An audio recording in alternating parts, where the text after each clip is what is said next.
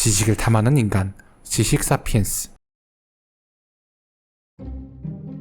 아주 예전에 문과생 와이프한테 양자역학이 뭔지 아냐고 물어봤습니다. 그랬더니 대뜸 슈레딩거의 거북이 이러던데요. 여기서 놀라운 점은 슈레딩거는 맞추고 거북이를 틀렸다는 점이죠. 슈레딩거가 이렇게 유명한 사람이었나 싶었습니다. 최근에는 과학이 많이 대중화되면서 이 슈레딩거의 고양이라는 말이 많이 유명해졌는데요. 근데 실제적으로 그래서 이게 뭐야? 하면 양자역학 설명하는 모식이 아냐? 이 정도가 답변입니다. 하지만 놀랍게도 이 말은 틀렸습니다. 슈레딩거의 고양이는 양자역학을 설명하기 위한 말이 아닙니다. 오히려 양자역학을 철저히 깨부수기 위해 나왔던 말입니다. 자, 그 얘기를 지금부터 해볼 건데요. 앞선 영상에서 파인만이 남긴 한마디를 말씀드렸는데 혹시 기억하고 계신가요? 네, 맞습니다. 세상 모든 것은 원자로 되어 있다. 그리고 코펜하겐 해석을 두 가지로 압축하면 그 첫 번째는 뭐라고 했죠? 네, 이 세상을 거시세계와 미시세계로 나누어서 보겠다. 이 두 가지 말은 부정할 수 없는 사실인데요. 근데 이 두 가지 말 속에 상당한 모순이 숨어 있습니다. 원자가 몇 개 없을 때는 동시에 두 개의 구멍을 지나는 행동을 하는데 원자가 많이 모여서 사랑 같은 거시물체가 되면 그 중간 어딘가에는 반드시 전이점이 있어야 합니다. 그럼 이런 질문이 나올 수밖에 없습니다. 원자가 몇 개쯤 모이면 거시적인 대상이 되는 거지? 만약 그 경계가 10,000개라고 쳐보겠습니다. 그럼 11,000개부터는 갑자기 구멍을 동시에 못 지나가는 걸까요? 어라, 뭔가 좀 이상한데요? 그리고 애초에 왜 원자밖에 안 돼요? 그리고 모든 것은 원자로 이루어져 있는데 큰 구멍 2개 만들어서 관측 안 하고 사람도 집어던지면 고양이 집사의 반격, 슈레딩거의 고양이. 당시 코펜하겐 학파 과학자들에게 이런 질문을 하면 늘 돌아오는 대답은 항상 같았습니다.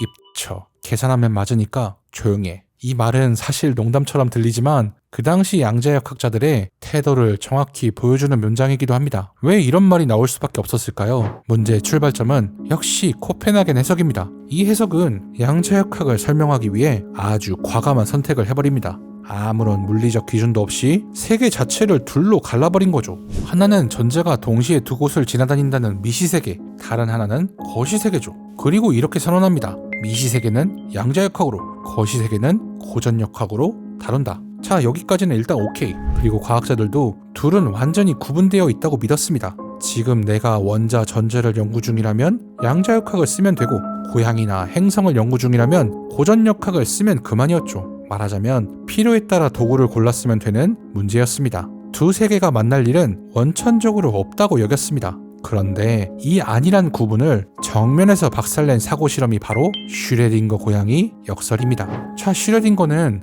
아주 정교한 독극물 장치를 통해 원자라는 작은 세계를 고양이라는 큰 세계로 직접 연결해버립니다. 슈레딩거의 고양이가 어떤 실험인지 하나씩 차근차근 살펴보겠습니다.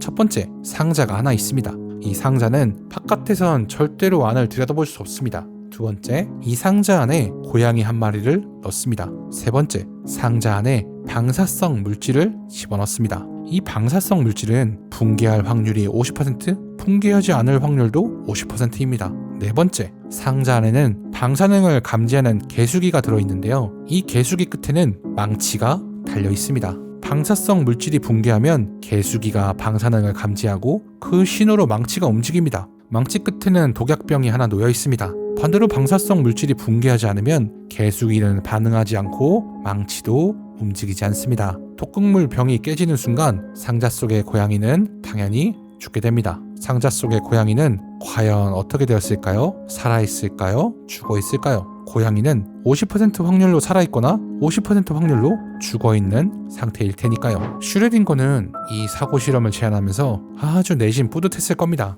드디어 코펜하겐 해석이 말하는 확률, 불확정성, 중첩 개념을 박살낼 망치가 생겼으니까요.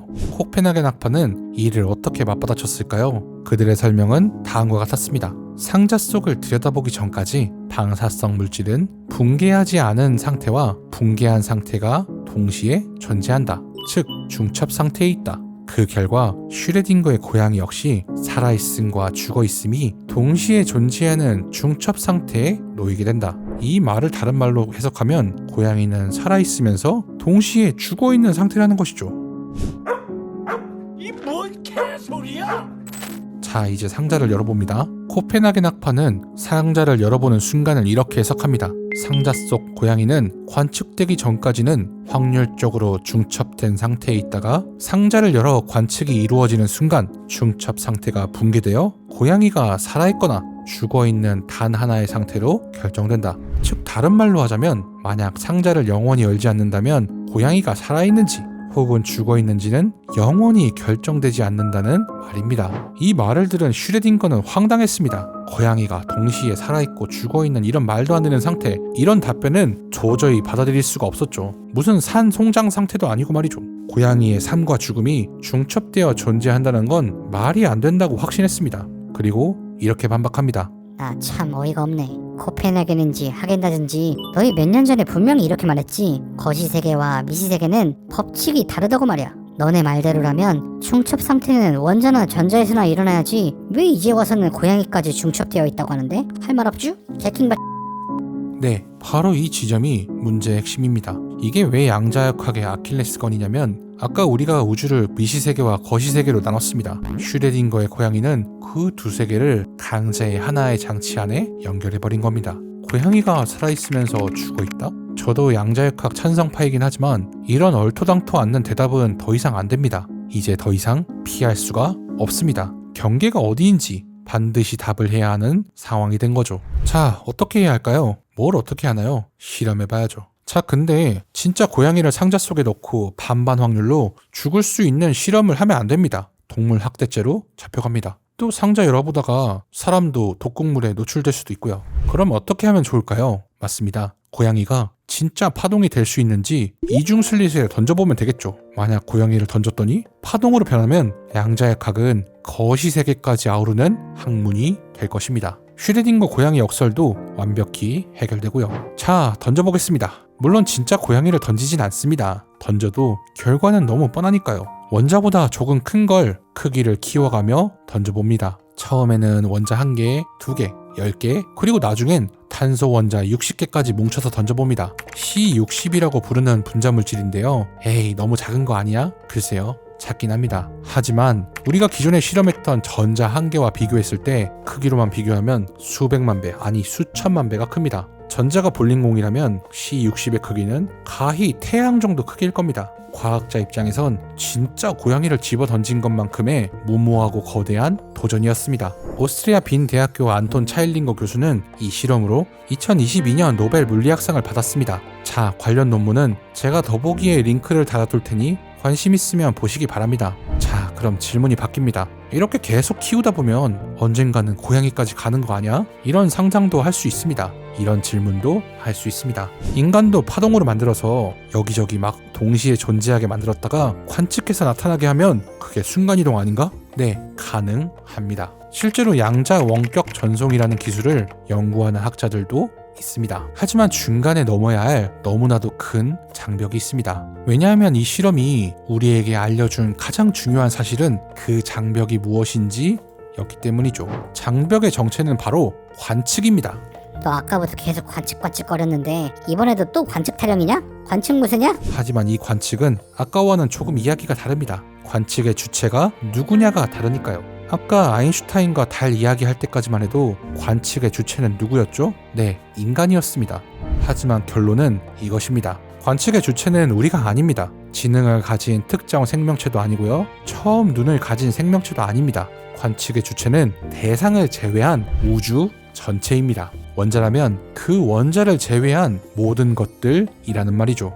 우주와 한 번이라도 상호작용하는 순간 중첩 상태는 깨지고 실체가 됩니다. 우선 C60 이 실험을 성공시키려면 분자가 날아가는 동안 단 한 번도 주변 환경과 상호작용하면 안 됩니다. 무슨 말이냐면요. 날아가는 물체가 공기 분자 단 한 개와 부딪혀도 간섭 무늬는 사라집니다. 그래서 이 실험은 극도의 진공 상태가 요구되는데요. 우리나 고양이를 중첩 상태를 만들지 못하는 것은 우리가 너무 많은 것에 관측당하고 있기 때문입니다. 숨을 쉬어야 하니 공기와 부딪히고 빛과 부딪히고 몸에서 나오는 열 적외선도 안 됩니다. 이런 환경과 한 번이라도 조우하는 순간 바로 그 순간 이미 측정이 일어난 겁니다. 그래서 우리도 고양이도 안 되는 겁니다. 자, 이것을 결 어긋남 이론이라고 부릅니다. 파동이 주변의 참견쟁이들 즉 공기, 빛, 뭐 이런 것 때문에 정체가 탄로나서 현실, 즉 입자로 변해버리는 현상이죠. 조금 교과서적으로 말하면 환경과의 상호작용이 양자 중첩을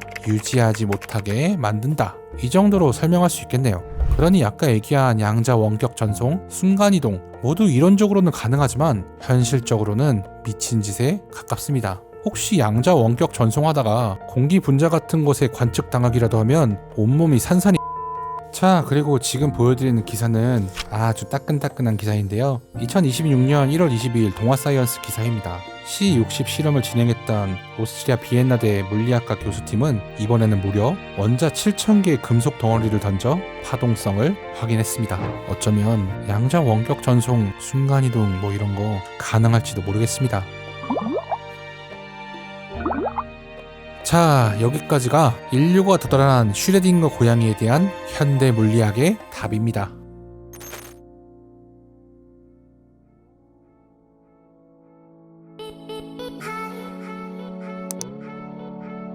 지식을 탐하는 인간, 지식 사피엔스.